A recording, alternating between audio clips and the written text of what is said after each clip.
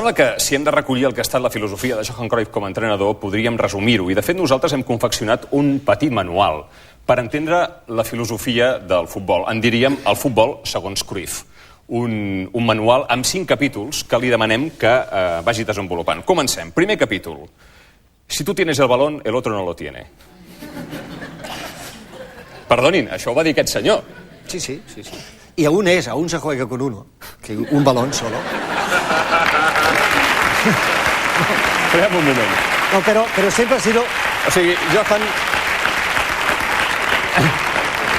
Hi ha coses que si les diu algú qualsevol, el fan fora de la sala de premsa. Home, esclar, naturalment, que només hi ha una pilota, no?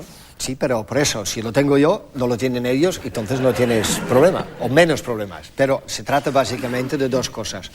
Si quieres ir al ataque, tú tienes que dominar el juego. Y solo puedes dominar el juego si tienes el balón. 2.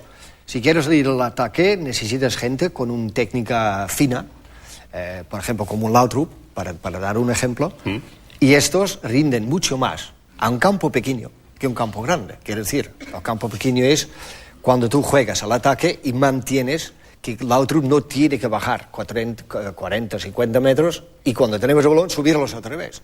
Entonces, cuando lo puedes meter ahí dentro, el rendimiento, como Laudrup, Romario, es mucho más grande. Y además, como toco mucho balón, hay mucho para ver. Si no, solo ves corriendo y ahora lo ves tocando el balón. Per tant, primer capítol, si tu tens la pilota, el rival no la té. Segon capítol, lo importante es el ritmo del balón. Sí, porque ya se ve hoy día en el fútbol que hay muchos choques y sobre todo a los equipos que van por fuerza. Entonces la manera más sencilla es que el ritmo del balón es un poco más alta y por lo tanto sí debería cantar. Tercer capítol, hay que potenciar las calidades básicas.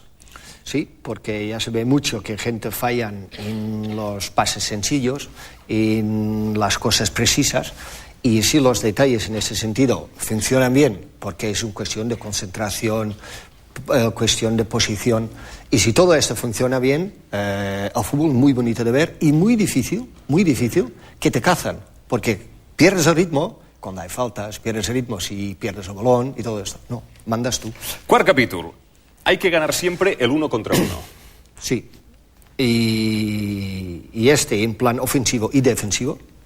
En ofensivo, si todo el mundo haremos mucho riesgo para llegar al 1 contra 1, necesitas gente que ganen esta batalla.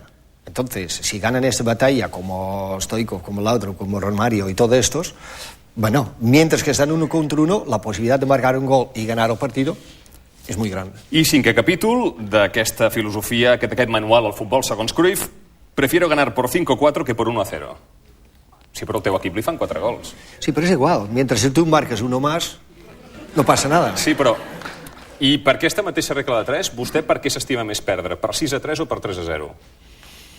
Yo 6-3. Porque yo creo que cuando pierdes has perdido y por lo menos la gente tiene un tarde muy contento. O sigui, espectacle sempre, tant si es guanya com si es perd. No, prefiero ganar, sin duda. Sí, home, segur. Pero si pierdes igual, mejor que la gente se...